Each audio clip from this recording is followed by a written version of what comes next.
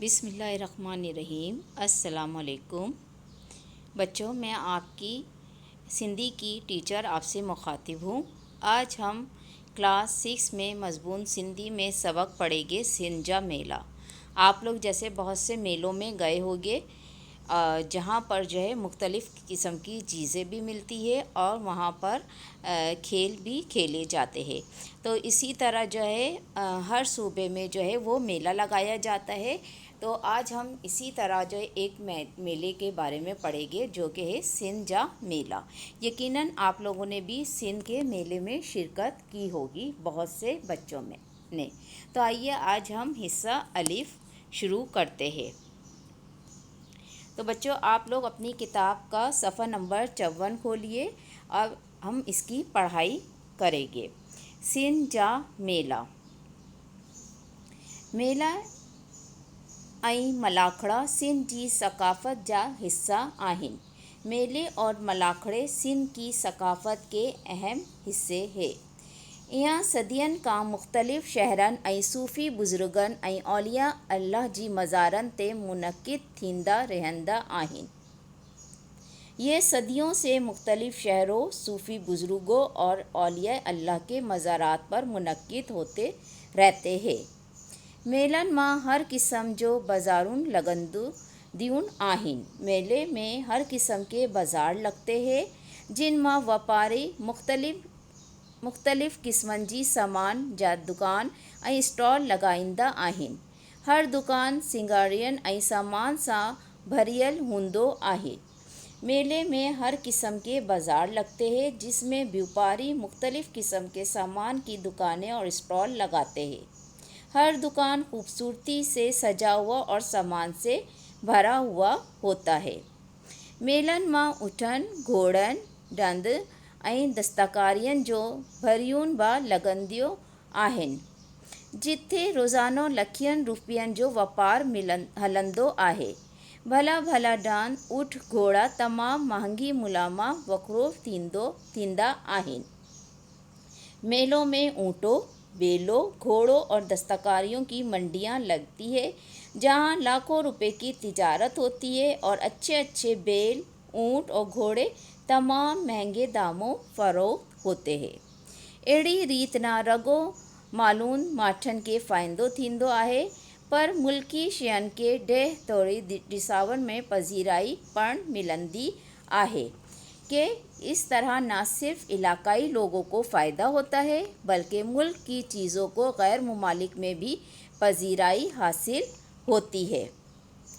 घोड़नि, भलनि ऐं ॾंद जो दौड़नि पण थींदियूं आहिनि। फिरियुनि नंबर ईंदड़ जानवर जी मालिक के हज़ारियनि रुपया इनाम मिलंदो आहे। मेलों में ऊँटों, बैलों और घोड़ों की रेस भी होती है। पहले नंबर पर आने वाले जानवरों के मालिक को हज़ारों रुपयों के इनामात दिए जाते हैं। मेलनि मां ज़राअत जो औज़ारनि जा नमूना, मुख़्तलिफ़ क़िस्मनि जा बीज और ऐं ज़राअत बाबति मालूमाती किताब पण मिलंदा आहिनि। मेलों में ज़राअत के औज़ारों के नमूने, मुख्तलिफ़ किस्म के बीज और ज़राअत के बारे में मालूमाती किताबचा भी मिलते हैं। ज़राअत जा माहिर फोक पोखण, पाण ॾियण ऐं जीत मार दवाउनि जी सही इस्तेमाल जा तरीक़ा पण ॿुधाईंदा आहिनि, जिसकी ज़राअत के माहिरीन बीज बोने, खाद देने और कीड़े मार अद्वियात के इस्तेमाल के तरीक़े भी बतलाते हैं, जिन्हनि करे माहिरियनि सां गॾु मुल्की ज़राअत के पण वॾो फ़ाइदो मिलंदो आहे, जिसकी वजह से किसानों को मुल्की ज़राअत को बढ़ाने में बहुत फ़ायदा मिलता है। इन सां गॾु सुघड़ ज़ालनि जा छियल भरत जा मुख़्तलिफ़ नमूना, ख़ूबसूरत रलियूं, गछ, सूसियूं, सिंधी टोपियूं ऐं अजरकूं पण आम जाम मिलंदियूं आहिनि, जिन्हनि सां असांजी सक़ाफ़त ऐं कारीगरी के तरक्की मिले थी। इसके अलावा मेलों में सुघड़ औरतों के बनाए हुए कढ़ाई के नमूने, खूबसूरत रलियां, सूसियाँ, सिंधी टोपियाँ और अजरक के बड़ी तादाद में मिलती है, जिससे हमारी सकाफ़त और हुनर को भी तरक्की मिलती है। मेलन मां मलाखड़ा पण ॾिसण वठान हूंदा आहिनि। मेले में मलाखड़ा भी देखने को मिलता है। ॻोठनि जा पहलवान ऐं सगारा जवान सिंदरा ॿुधी अची मैदान मां बीहंदा आहिनि ऐं पंहिंजी ताक़त खे आज़माईंदा आहिनि। ॿई पहलवान खे मुल्ह ॾिसियो इनके हज़ारियनि रुपया इनाम मिलंदो आहिनि। मेलों में मलाखड़ा भी देखने की चीज़ है। गोटों के पहलवान, खूबसूरत जवान और शोहरत याफ्ता पहलवान मैदान में आकर अपने फ़न का मुजाहरा करते हैं और मुकाबला जीतने वाले पहलवानों को हज़ारों रुपयों के इनामात दिए जाते हैं।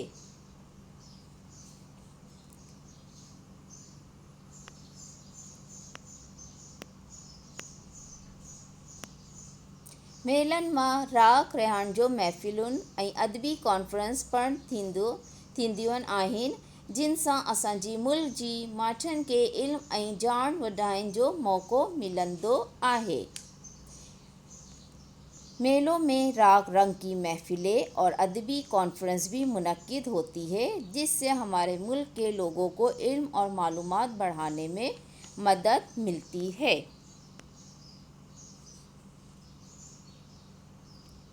असांजी सिंध मां शाह अब्दुल लतीफ़ भटाई जो मेलो, सेवण मां कलंदर शहबाज़ जो मेलो, जैकबाबाद वारो मेलो ऐं सचल सरमस जो मेलो, पीर भुट्टी जो मेलो, अढेरी लाल जो मेलो ऐं ॿिया केतिराई मेला घुमण ऐं ॾिसण वठान आहिनि। हमारे सूबे सिंध में शाह अब्दुल लतीफ़ भटाई का मेला, सेवण में कलंदर शहबाज का मेला, जैकबाबाद में मेला मवेशिया सचल सरमस का मेला, अढेरो लाल का मेला और बहुत से मेले घूमने फिरने के लायक है।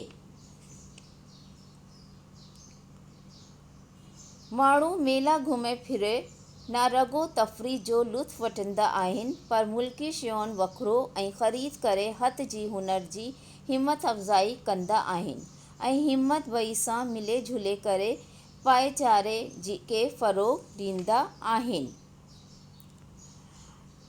बहुत से लोग मेले में घूम फिर कर न सिर्फ तफरीह का लुत्फ़ उठाते हैं, बल्कि अपने मुल्क की चीज़ें ख़रीद कर यहाँ के हुनरमंदों की हिम्मत अफ़ज़ाई भी करते हैं और एक दूसरे से मिलकर बिरादरी और दोस्ती को फ़रोग़ देते हैं। बच्चों, आपने सबक पढ़ लिया तर्जुमे के साथ, और अब आप घर में दोबारा से खुद सबक की पढ़ाई करेंगे तर्जुमे के साथ। इसके बाद हम आते हैं अल्फाज मायने की तरफ। व्यापारी, व्यापारी यानी ताजिर, चीज़ें बेचने वाला। सिंगारियन, सजाना, महंगी मुला, महंगे दामों। भरत, हाथ की कढ़ाई। मलाखड़ा, सिंधी कुश्ती। सगारा, ताकतवर। भाईचारे, दोस्ती। बच्चों, अब आपका घर का काम है कि सबक की पढ़ाई करनी है आपको अच्छी तरह, और कॉपी में आपको अपने सबक का सबसे पहले टाइटल पेज बनाना है और उसके बाद अल्फाज मायने तहरीर करने हैं और वो एक लाइन छोड़कर आपको करना है। आज हमारा सबक का हिस्सा अलिफ मुकम्मल हुआ। अब आइंदा हम मिलेंगे इस सबक के हिस्सा बे के साथ।